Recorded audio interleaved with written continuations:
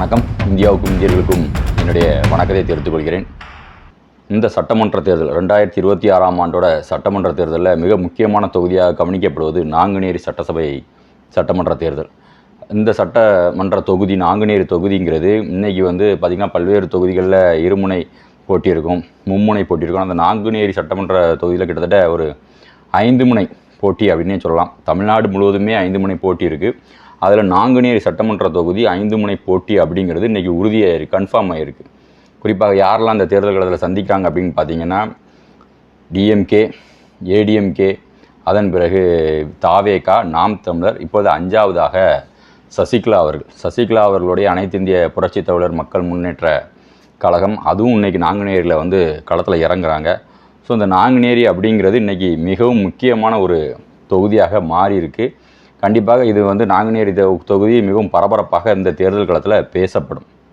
நாங்குநேரி சட்டமன்ற தொகுதி குறிப்பாக இந்த நாங்குநேரி சட்டமன்ற தொகுதியில் தான் பார்த்திங்கன்னா வானுமாமலை கோயில் இருக்குது. நாங்குநேரியில் களக்காடு முண்டந்துறை புலிகள் சரணாலயம் இருக்குது, மகேந்திரகிரி விண்வெளி ஆராய்ச்சி மையம் இருக்குது. இப்படி பல்வேறு சிறப்புகளை கொண்டது நாங்குநேரி சட்டமன்ற தொகுதி. கிட்டத்தட்ட கேரளா, அதாவது சேரநாடு, ஒரு காலத்தில் சேரநாடு பாண்டிய நாடோட பார்டராக இருந்ததும் இதே நாங்குநேரி தொகுதி தான். ஸோ இப்படி இருக்கக்கூடிய இந்த நாங்குநேரி தொகுதியில் இப்போ எம்எல்ஏவாக இருக்கிறது யாருன்னு பார்த்திங்கன்னா காங்கிரஸ் கட்சி தான். இப்போ அங்கே எம்எல்ஏவாக இருக்காங்க. ரூபி மனோகரன் அவர் தான் காங்கிரஸ் கட்சியில் இப்பொழுது எம்எல்ஏவாக இருக்கார். ஸோ இது இப்போ நாங்குநேரி மக்களோட மிக முக்கியமான ஒரு கோரிக்கையாக இருக்கிறது என்னென்னா, ரூபி மனோகரன் நாங்குநேரி தொகுதியை சார்ந்தவர் கிடையாது.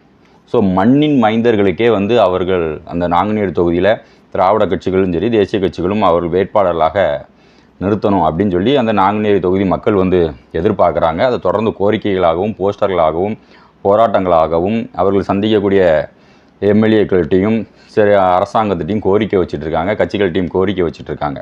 மண்ணின் மைந்தர்களையே வேட்பாளராக நிறுத்தணும் அப்படிங்கிற ஒரு கோரிக்கையை தொடர்ந்து நாங்குநேரி தொகுதியில் நீடிச்சிட்டு வருது. ஸோ திமுகவும் இந்த முறை நாங்குநேரி தொகுதியை திமுக எடுத்துகிட்டு காங்கிரஸுக்கு இந்த தொகுதியை நாங்குநேரியில் நின்ற காங்கிரஸை இந்த முறை வேறு தொகுதி கொடுக்கலாம் அப்படிங்கிறதும் எதிர்பார்க்கப்படுகிறது. ஸோ திமுக இந்த வாட்டி யார் நிற்பா அப்படிங்கிறத பார்த்தோம் அப்படின்னா, திமுக இந்த வாட்டி கிரஹாம்பல் அப்படிங்கிறவர் நிற்பார் அப்படிங்கிறத எதிர்பார்க்கப்படுகிறது.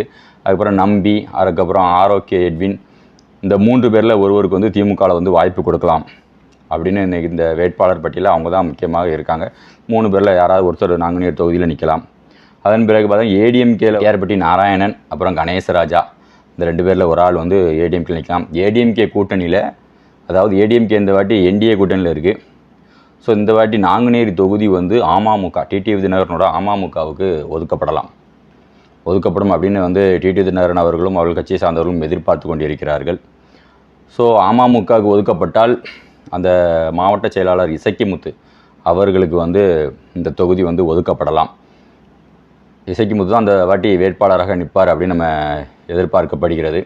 அதுபோலவே தாவேகா, விஜய் அவர்களுடைய தாவேகா கட்சியில் ராஜகோபால், அதுக்கப்புறம் புல்லட் ராஜா, அப்படி 2 பேரும் இந்த முறை நாங்குநேரி தொகுதியில் வேட்பாளராக நிற்பதற்காக மும்முரமான வேலைகளை பார்த்துட்டு வராங்க. அது அந்த தொகுதியை சார்ந்தவர்களுக்கு நல்லாவே தெரியும்.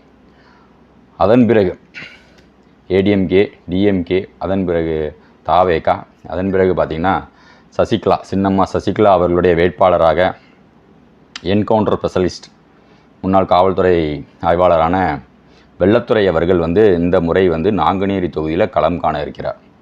வெள்ளத்துறை அப்படின்னா அவங்களுக்கு தெரியாதவங்க யாருமே இருக்க மாட்டாங்க. என்கவுண்டர் ஸ்பெஷலிஸ்ட் அப்படின்னு சொல்லுவாங்க. பல இடங்களில் என்கவுண்டர் அப்படின்னாலே வெள்ளத்துறையை கூப்பிடுப்பா அப்படின்னு சொல்கிற அளவுக்கு மிகப்பெரிய ஒரு காவல் அதிகாரியாக இருந்தவர் தான் வெள்ளத்துறை. அவர் இந்த முறை நாங்குநேரியில் களம் இறங்குறாரு அப்படின்னு சொல்லப்படுகிறது. ஸோ இந்த மாதிரி நாங்குநேரி 4 முனை போட்டி அப்படிங்கிறது உறுதியாயிடுச்சு. என்னப்பா நாம் தமிழர் சீமான சொல்லலையா அப்படின்னா, நாம் தமிழர் கட்சியில் செல்வம் அப்படிங்கிறவர் வேட்பாளராக இறங்குறாரு. ஸோ எல்லா தொகுதியிலும் அவங்க சும்மா ஒரு வேட்பாளரை இறக்கி தான் விடுவாங்க. ஸோ அந்த மாதிரி 234 தொகுதியில் அவங்களுக்கு ஒரு நாங்குநேரி தொகுதியும் ஒரு தொகுதி, அந்த மாதிரி நம்ம கணக்கில் எடுத்துக்கணும். ஆனால் நிச்சயமான போட்டி அப்படின்னா கண்டிப்பாக இந்த முறை ஏடிஎம்கேல டிடிவி தினகரன் அவர்களுக்கு வாய்ப்பு கொடுக்கப்பட்டுச்சு அப்படின்னா டிடிவி தினகரன், டிஎம்கே, அதன் பிறகு தாவேகா, அதுக்கு பிறகு சசிகலா அவர்களுடைய கட்சி. ஸோ இந்த 4 கட்சிகளுக்கு தான் நாங்குநேரியில் மிக முக்கியமான ஒரு போட்டியாக இருக்கும் அப்படின்னு நம்ம எதிர்பார்க்குறோம். டிடிவி தினகரன் அவர்களுக்கும் சசிகலா அவர்கள் வென்றார்கள் அப்படின்னா அவர்கள் 2 பேருக்கும் இடையிலுமே மிகப்பெரிய ஒரு போட்டியாக இருக்கும். அதிகமான வாக்கு வங்கி 2 பேருக்குமே வாக்கு வங்கி ஒரே வாக்கு வங்கி தான். 2 பேருமே அந்த வாக்கு வங்கியை சரிசமமாக பிரிப்பதற்கான வாய்ப்புகளும் நாங்குநேரி தொகுதியில் இருக்குது. ஸோ நன்றி. மீண்டும் ஒரு காணொளி நான் உங்களை சந்திக்கிறேன். நான் சந்தன பாண்டியன். ஜெய் ஹிந்த்.